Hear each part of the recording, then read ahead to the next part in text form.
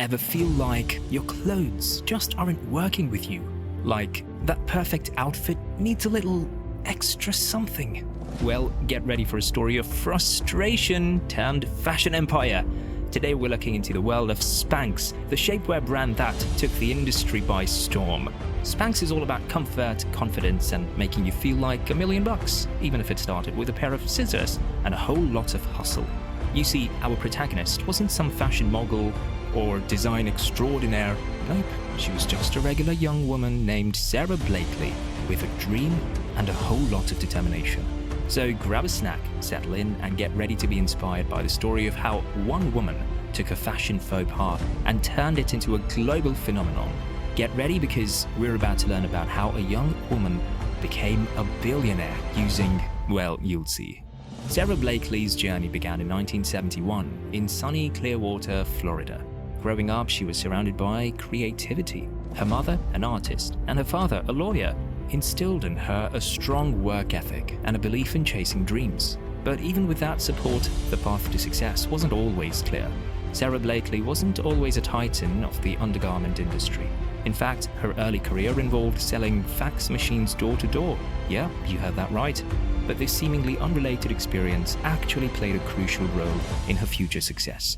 See, this job required Sara to wear pantyhose all day long. Now, for many women, pantyhose can be a source of annoyance, but for Sara, it became a full-blown frustration. The seams would dig into her skin, and they just wouldn't stay put under form-fitting clothes. So, after graduating with a communications degree from Florida State University, Sara took on various sales jobs.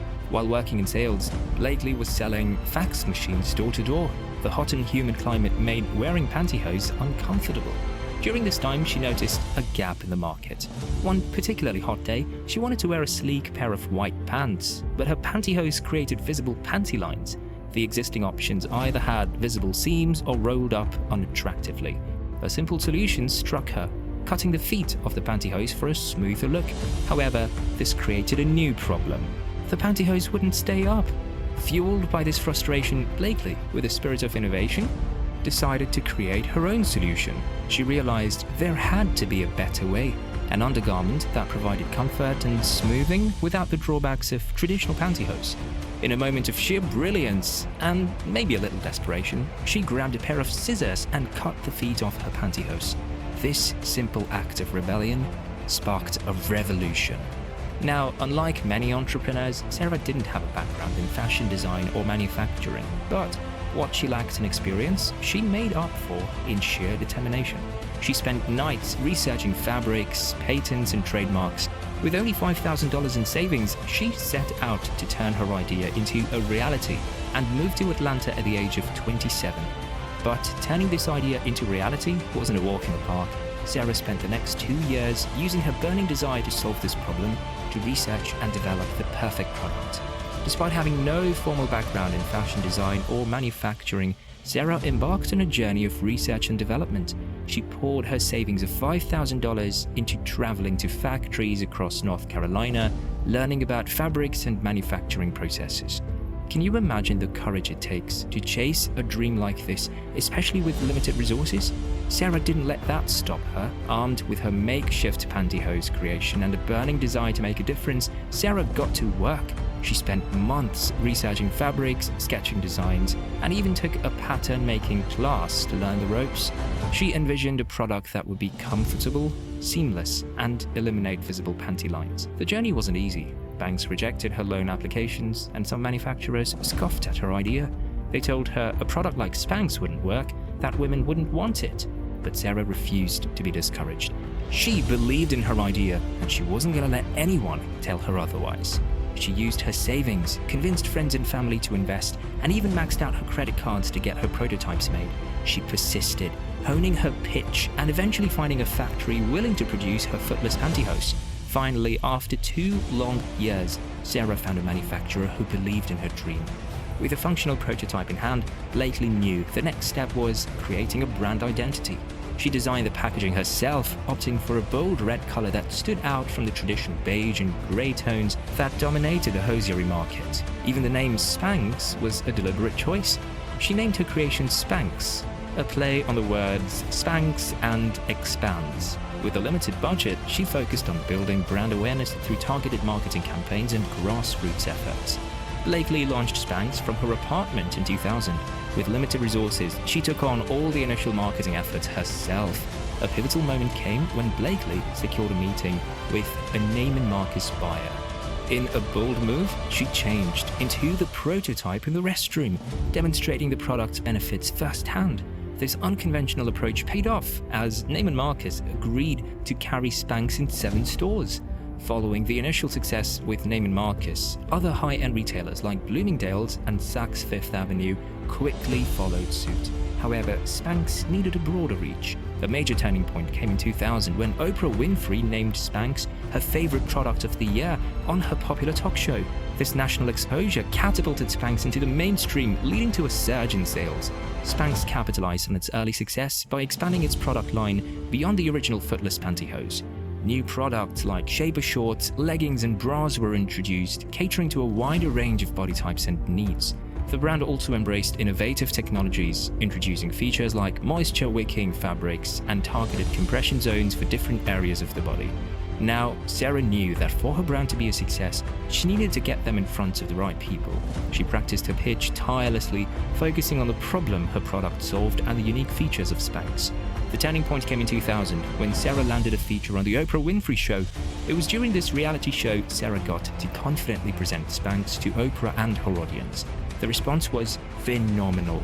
Phones at department stores lit up and orders started pouring in. Spanx wasn't just an overnight success, but it was a rapid rise. Oprah's endorsement opened doors, and Sara capitalized on the momentum. She secured distribution deals with major retailers and built a strong marketing team. The fact that the brand had Oprah's seal of approval was enough to propel Spanx across the US. It sent shockwaves through the industry, and before you knew it, Spanx flew off the shelves. This national exposure propelled Spanx into the mainstream, making it a household name. With a product in hand, Sara's next hurdle was getting it into stores. She bypassed traditional channels and went straight to the buyers at Neiman Marcus. With her passion and a carefully crafted presentation, she convinced them to give Spanx a chance.